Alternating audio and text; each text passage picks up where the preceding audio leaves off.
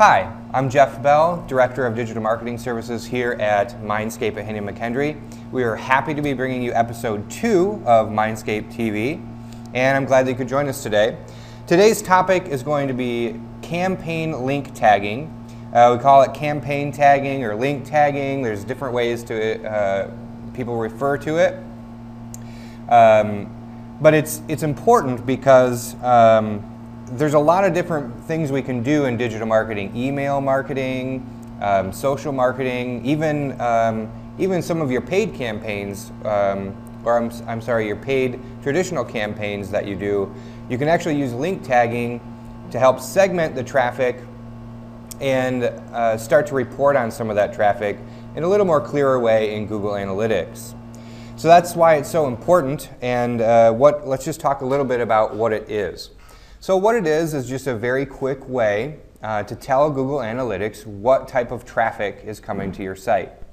By default, you will see in Google Analytics mediums like direct, referral, organic, those type of things. Google has, within the last year and a half, included social referrals in there as well. But prior to that, we had to use campaign link tagging to actually figure that out. So what it is you just append what's called a query string at the end of your URL, and then Google will be responsive to that in your analytics code to report back so that you can segment that traffic out and see how different traffic behaves across your site. So why might we want to do this? For example, email campaigns. We send those out, and then all that traffic, unless you are using campaign link tags, is going to be showing up in Google Analytics as direct traffic or referral traffic, depending on the person's email client. Typically, if it comes from Outlook, it's going to be showing up as direct traffic. If it comes from a web-based email client, it will show up as a referral traffic. So we don't necessarily want that to be the case, because we want to see, is our email campaign successful? What links in the email campaign are people clicking on, especially if you've got maybe a mention up at the top of your email and then one at the bottom. You kind of want to see, from a testing standpoint, which one of those is a more effective placement of that content. So how do we do it?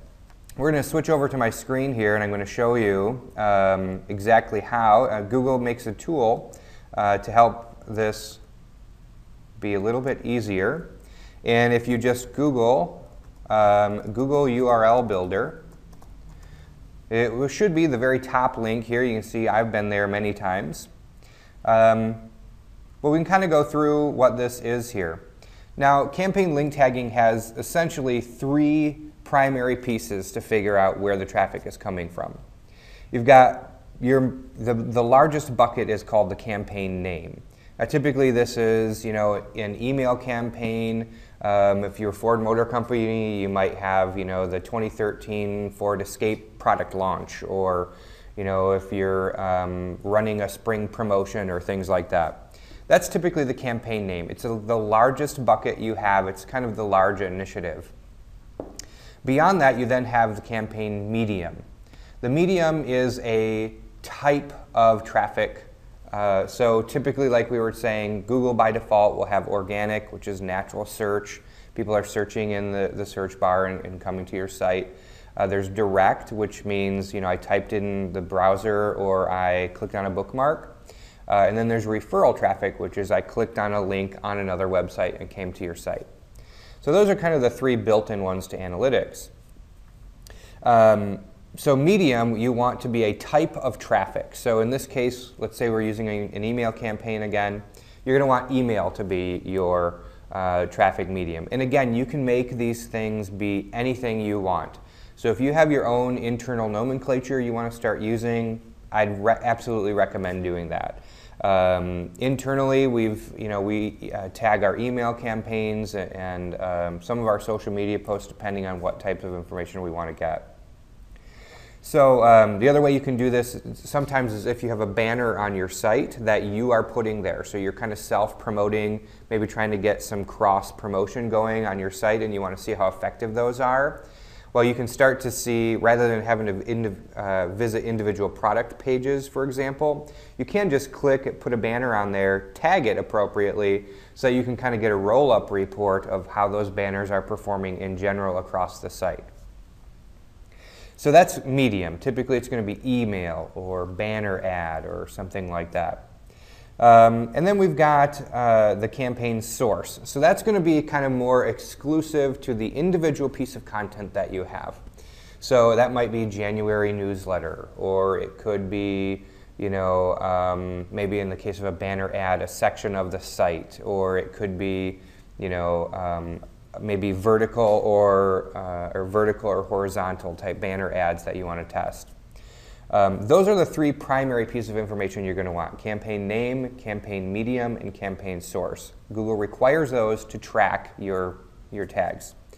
Outside of that, you may want to track campaign term and campaign content. I very rarely use term, since typically that applies to advertising that you're going to do, that you're going to want to track individual keywords.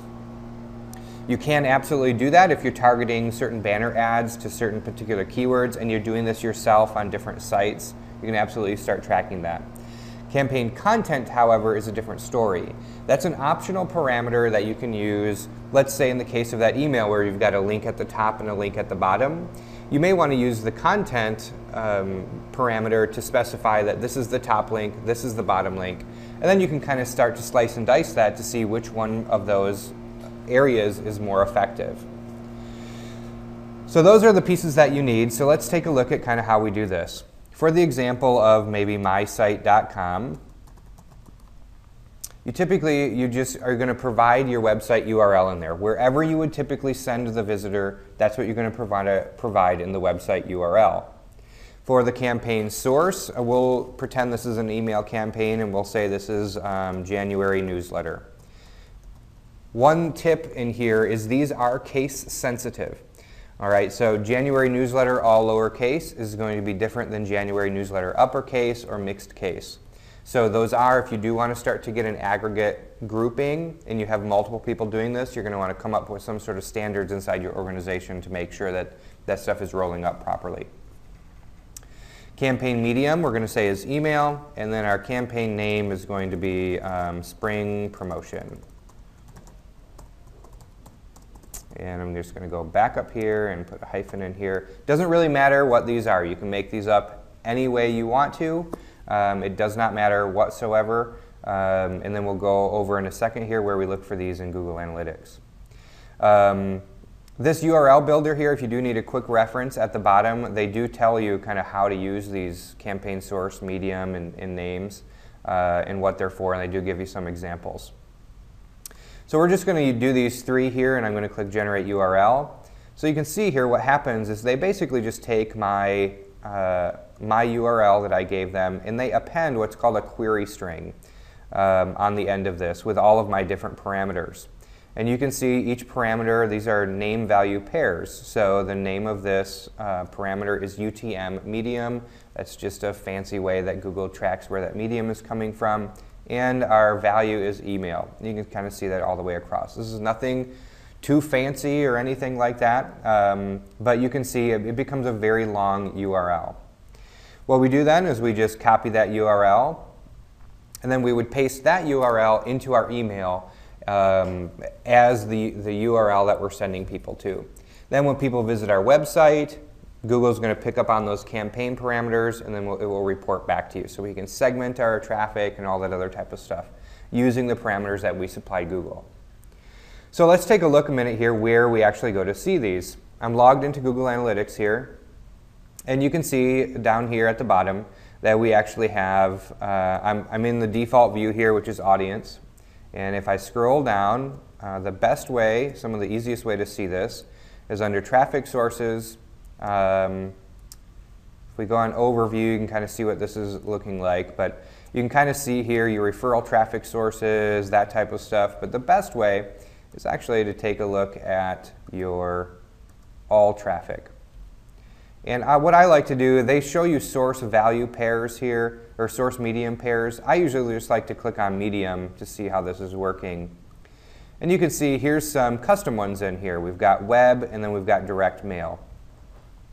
So direct mail, so example we can use on direct mail is potentially, a lot of people use a specific landing page, but if you're using QR codes or anything like that, those are great things to use campaign tagging to see if people are scanning those, and then you can make sure that your medium is a QR code, and maybe your source is the the RV show or a particular postcard. Those are great ways to make sure that those QR codes are doing a good job converting your offline traffic to online behavior. So here we can see we've got some custom sources. This is where or custom mediums, and this is where you see them in Google Analytics. Again, we're under traffic, and then sources, and all traffic sources. You can also click on source here, and you can kind of see all the different custom sources that we've got in here. So that's kind of where you see that. I won't go too in-depth into that because that could be a whole other episode of Mindscape TV. And we'll kind of leave it there. You can obviously segment your traffic based on those campaign variables. You can see, for example, how visitors from the email medium are behaving across your website, or people who click on banner ads. Do they, in general, visit more pages? Do they visit less pages? Do they spend more time on the site or not? So those are great reasons to use some campaign tagging variables. So that's about all I wanted to cover today. It's a very important tactic for you. It's very easy to do. Google makes it even easier with some of the tools that they give you. So please, if you're doing email marketing especially, or any banner advertising, I'd really highly recommend you use campaign tagging. So thanks for joining me today on this second episode of Mindscape TV. I hope that you'll follow us on Facebook and Twitter at MindscapeHM. And please visit our website anytime at mindscape-hm.com, and you can visit our blog there for more information. So thank you very much for joining us, and we'll see you next week.